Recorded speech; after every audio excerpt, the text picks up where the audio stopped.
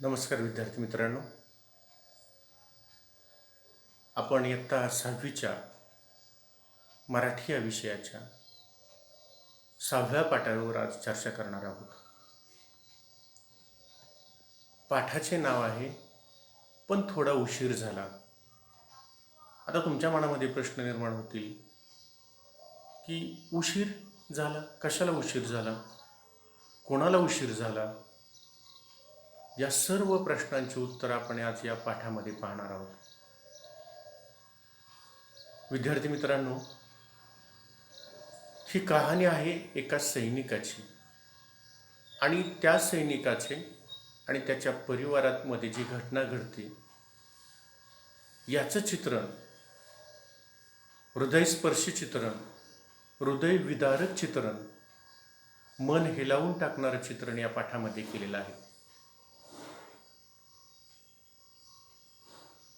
विद्यार्थी मित्रांनो, सैनिक म्हटला की डोळ्यासमोर काय येतं तुमच्या? तर ती हिरवी वर्दी, त्या हातामध्ये रायफल, ते डोक्यावर हेल्मेट. असं वाटतं की आपणही लढायला जावं. परंतु तो प्रवास एवढा सोपा नाही.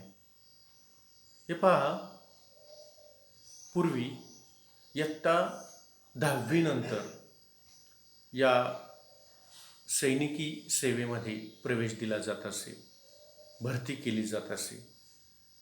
आता 10वी नंतर म्हणजे वयाच्या 16व्या वर्षानंतर. बघा हा, ज्या वयामध्ये 16 वर्षाची मुलं किंवा 17 वर्षाची मुलं कॉलेजमध्ये जातात, मित्रांबरोबर कॉलेजच्या कट्ट्यावर गप्पा मारत बसतात, मित्रांबरोबर कॉफी शॉपमध्ये कॉफी पीत बसतात, बागेत बसतात, अशा वयामध्ये ही मुलं देशासाठी समर्पित भावनेने सैनिक होण्यासाठी भरतीला जातात. भरती म्हणजे काही सहजासहजी होत नाही. एक मैलाची धावण्याची शर्यत त्यांना पार करावी लागते आणि त्या शर्यतीमध्ये त्यांना चांगल्या गुणांनी पास व्हावं लागतं. एवढंच नव्हे तर लांब उडी असते, पुशअप असतात, पुलअप्स असतात, दोरीवर चढणे,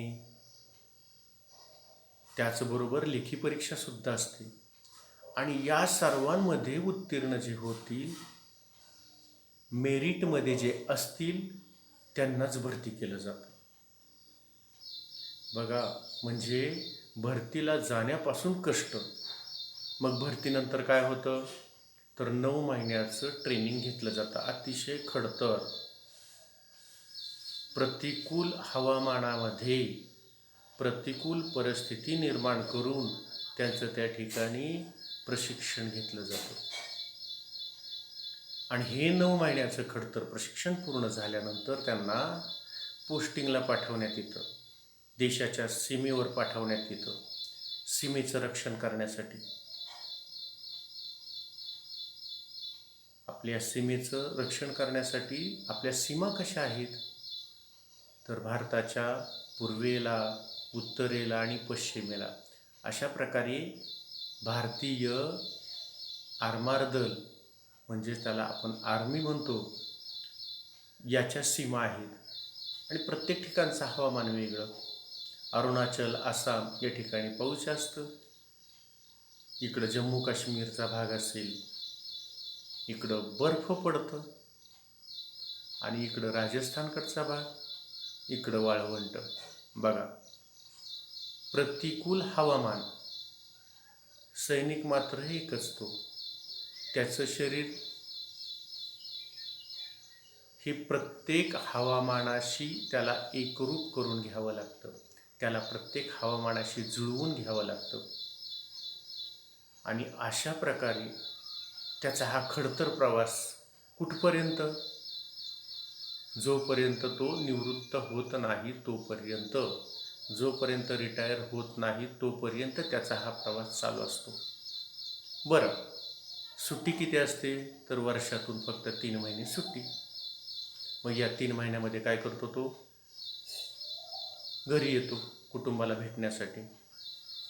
पण हे 3 महिने त्याच्या मनावर नसतात. जेव्हा सुट्टी मिळेल तेव्हा यावं लागतं. असं ठरवून घेता येत नाही की दिवाळीलाच येईल, गणपतीलाच येईल. अजिबात नाही. कारण का? बाकीचे सैनिकसुद्धा असतात. कोणाला तातडीची रजा हवी असते आणि बाकीच्यांच्याही वेळेनुसार त्यांना जावं लागतं. म्हणजे त्यांना सांगता येत नाही की मी या दिवाळीला येईलच म्हणून. अहो एवढंच काय, उद्याचा क्षण किंवा याच्या नंतरचा क्षण मी जिवंत राहील काय याची सुद्धा त्यांना खात्री नसते. पुढचा क्षण कसा येईल हेही त्यांना माहिती नसतं. अशा प्रकारे तळ हातावर प्राण घेऊन हे आपल्या सीमेचं रक्षण करत असतात. आपल्यासारखं त्यांनाही कुटुंब असतं, त्यांना आई वडील असतात, त्यांना भाऊ बहीण असतात, त्यांना बायका मुलं असतात. परंतु या सर्वांचा त्याग करून ते देशासाठी समर्पित भावनेने या सीमेचं रक्षण करत असतात. आणि ते सीमेवर रक्षण करतायत म्हणून आज आपण घरामध्ये आपल्या सुखानं झोपतो. जर त्यांनी सीमेचं रक्षण केलं नसतं तर कितीतरी घुसखोर आतंकवादी भारतामध्ये घुसले असते आणि भारतावर त्यांनी कब्जा मिळवला असता आणि आपलं जीवन मुश्किल झालं असतं. म्हणजे या सैनिकांना मी या ठिकाणी काय करतो? वंदन करतो, सॅल्यूट करतो की त्यांचं कार्य खूप मोलाचं आहे. देशसेवा म्हणजेच ईशसेवा असे मानलं जातं. परमेश्वराची सेवा करणं म्हणजे देशाची सेवा करणं. आणि देशाची सेवा करताना प्राण जरी गेला तरी ते अमरत्व आहे. ते बलिदान अमर बलिदान असं मानलं जातं. मग या सैनिकांचं जे तुम्हाला चित्र दिसतं हे डोळे दिपवून टाकणारं चित्र दिसतं. परंतु याच्या पाठीमागे त्यांचं असीम कष्ट आहेत, त्यागाची भावना आहे. आणि ही त्यागाची भावना काय होते? आपल्याला दिसून येते, त्यांच्या कर्तृत्वातून दिसून येते. त्यांचा रुबाब ज्यावेळेस दिसतो त्यावेळी त्यांचं कष्ट आपल्याला दिसत नाही. आणि मग त्यांच्या कुटुंबाच्या ज्या काही व्यथा असतील, वेदना असतील, याच्याकडे आपल्याला पाहायचं आहे. काय आहे बरं त्यांच्या कुटुंबामध्ये? त्यांचं कुटुंबाशी नातं कसं असतं किंवा ते कुटुंबाला किती वेळ देतात? कुटुंबामध्ये घडणाऱ्या घटना आणि त्यांचं या ठिकाणी जी सेवा आहे याच्यामध्ये काय अंतर असतं? कशा असतात वेदना त्यांच्या? अतिशय हृदयस्पर्शी चित्रण या पाठामध्ये संदीप हरी नाझरे यांनी केलेलं आहे. अतिशय हृदयाचा ठाव घेणारं चित्रण, मर्मस्पर्शी किंवा ज्याला आपण हृदयस्पर्शी म्हणतो असं चित्रण या पाठामध्ये केलेलं आहे. विद्यार्थी मित्रांनो, आपण या पाठाला काय करायचे आहे? सुरुवात करायची आहे. पाठाचं नाव काय आहे? पण थोडा उशीर झाला. आणि पाठाचे लेखक आहेत संदीप हरी नाझरे. विद्यार्थी मित्रांनो, पण थोडा उशीर झाला. संदीप हरी नाझरे यांचा परिचय आपण पाहूयात. यांचा जन्म 1984ला झालेला आहे. त्यांनी चारोळी लिहिली, कविता लिहिली, कथाही लिहिल्यात. त्यांनी स्वतःचा अनुभव कथन केलेला आहे, काही लेख लिहिलेत. त्यांचे जो कविता संग्रह आहे वज्रमूठ नावाचा, तो अतिशय प्रसिद्ध आहे. त्यांनी वेगवेगळ्या नियतकालिकांमधून लेखनही केलेलं आहे. त्यांचं साहित्यही प्रसिद्ध झालेलं आहे. आता या पाठामध्ये आपल्याला सांगितलेलं आहे की कारगिल म्हटलं की आपल्याला कारगिलचं युद्ध आठवतं. मग या कारगिलसारख्या धगधगत्या तणावपूर्ण सीमेवर जे सैनिक म्हणून काम करतात, असाच एक सैनिक हा जो तरुण आहे तो काय करतो तर आपली आई आजारी असते आणि या आजारी आईला भेटण्याच्या ओढीनं घरी पोहोचतो. पण त्याच्या आधीच त्याची आई ही जग सोडून गेलेली असते. त्या सैनिकाच्या मनातील जो देशप्रेम आहे, आईबद्दलची ओढ आहे, याचा अतिशय भावविभोर करणारा प्रसंग या पाठामध्ये लेखकाने चित्रित केलेला आहे. आता पाहूयात, आपण या पाठाला सुरुवात करूयात. कारगिल म्हणजेच काश्मीर सरहद्दीवरील हिमालयातील हे अतिशय खडतर दुर्गम प्रदेशाचं ठिकाण आहे. आपण कारगिलचं युद्ध अनुभवलेलं आहे आणि या कारगिलमध्ये आपले सैनिक यशस्वीही झालेत आणि पाकिस्तानी घुसखोरांचा त्यांनी त्या ठिकाणी बिमोड केलेला आहे, हे सुद्धा पाहिलेलं आहे. मग आता हे जे कारगिल जे ठिकाण आहे ते कसं आहे, त्याला दुर्गम प्रदेश का म्हटलेला आहे? दुर्गम याचा अर्थ त्या ठिकाणी जाण्यासाठी अतिशय अवघड. त्या ठिकाणी जाणं म्हणजे रस्ते नाहीत, त्या ठिकाणी पाण्याची सोय नाही, म्हणजे सपाटीचा प्रदेश नसून तो अतिशय उंच सखल भाग असलेला, उंच आणि सखल म्हणजे काय, की ज्या ठिकाणी आपण राहतो तो, परंतु हा उंच आणि दुर्गम प्रदेश आहे. चढाईला अतिशय अवघड असा प्रदेश, डोंगर, दऱ्या, त्याचप्रमाणे जंगल असा व्यापलेला, त्या ठिकाणी जाणं दुरापास्त असं हे ठिकाण. मग हे ठिकाण कसं आहे बघूयात आपण. या पाठामध्ये सांगितलेलं आहे की हे जे कारगिल हे ठिकाण जे आहे, हे कारगिल ठिकाण कुठे आहे बघा. आता या ठिकाणी हा नकाशाचा भाग दिसतोय तुम्हाला, तर याच्यामध्ये श्रीनगर, जम्मू काश्मीर आणि कारगिल, हा जो कारगिलचा जो प्रदेश आहे, याच्याजवळच श्रीनगर, मुझफ्फराबाद आणि ही पाकिस्तानची सीमा आहे. त्यानंतर पूंछ, हे पूंछ, श्रीनगर, कारगिल हे भारतामध्ये येतं. त्यानंतर गिलगिट, मुझफ्फराबाद हा काश्मीरचा भाग आहे.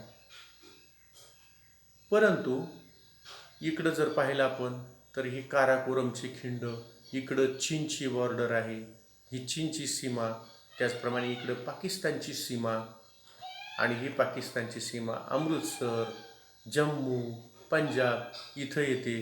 त्याचप्रमाणे ही चीनची जी सीमा आहे, ही चीनची सीमा पहा कुठे आहे, ती काराकोरम खिंड, त्यानंतर आसाम, अरुणाचल या भागामध्ये चीनची सीमा आपल्याला दिसून येते. तर हा जो प्रदेश आहे अतिशय दुर्गम बर्फाळ प्रदेश, जाण्यासाठी दुरापास्त असा हा प्रदेश आहे. आणि या प्रदेशाचं वर्णन आपल्याला या पाठामध्ये संदीप हरिनाझरे यांनी केलेलं आहे. तर काय सांगितले त्यांनी बघा. तर या ठिकाणी सेवा बजावणं हे कोणत्याही सैनिकाच्या आयुष्यातील प्रचंड अवघड काम. अतिशय थंड हवामान, बर्फ पडतं सतत, आणि सतत धगधगणारी तणावपूर्ण सीमा.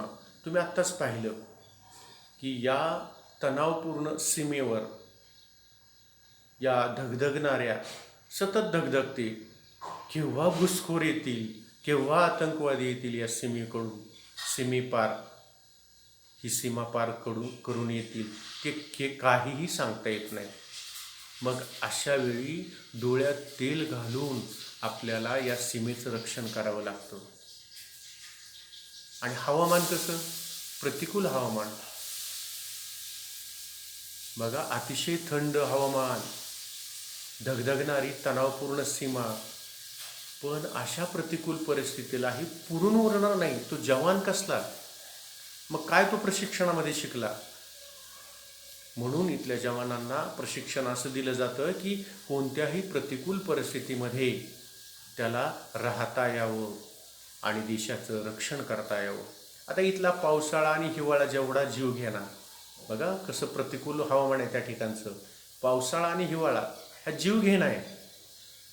हिवाळ्यामध्ये बर्फ पडतं, पावसाळ्यामध्ये पाऊस खूप पडतो आणि तेवढाच उन्हाळा सुखावा आणि आल्हाददायी असतो.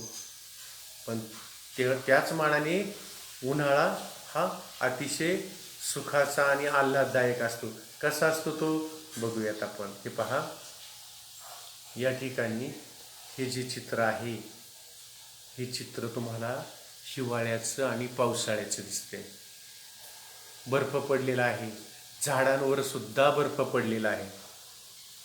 बघा, बर्फ संपूर्ण डोंगरावर बर्फ पडलेला आहे, झाडांवर बर्फ आहे. डोंगराचा जी पाषाण आहे, दगड आहे, तो दगड सुद्धा बर्फाने आच्छादलेला आहे. अशा प्रकारे हिवाळा आणि पावसाळा असतो आणि अशा प्रतिकूल परिस्थितीमध्ये सुद्धा त्यांना आपल्या देशाचं रक्षण करावं लागतं. पण उन्हाळ्यात मात्र ते बर्फ वितळतं आणि ते बर्फ वितळल्यानंतर आपल्याला असं मनोहारी दृश्य दिसतं. बघा, उन्हाळ्यातलं हे चित्र.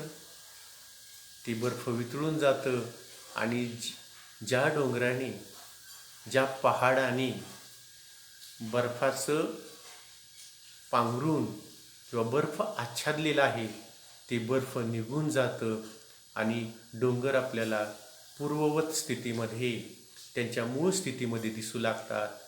झाडांचंही बर्फ वितळलं जातं आणि हिरवीगार झाडं दिसू लागतात. निसर्ग अगदी फुललेला दिसून येतो. असं हे रम्य विलोभनीय दृश्य आपल्याला उन्हाळ्यामध्ये दिसतं. पण पावसाळ्यात आणि हिवाळ्यात मात्र याच्या विरुद्धची स्थिती असते. बघा, एकाच ठिकाणी किती प्रतिकूल परिस्थिती आहे आणि याच प्रतिकूल परिस्थितीचं चित्रण या पाठामध्ये केलेलं आपल्याला दिसून येतं.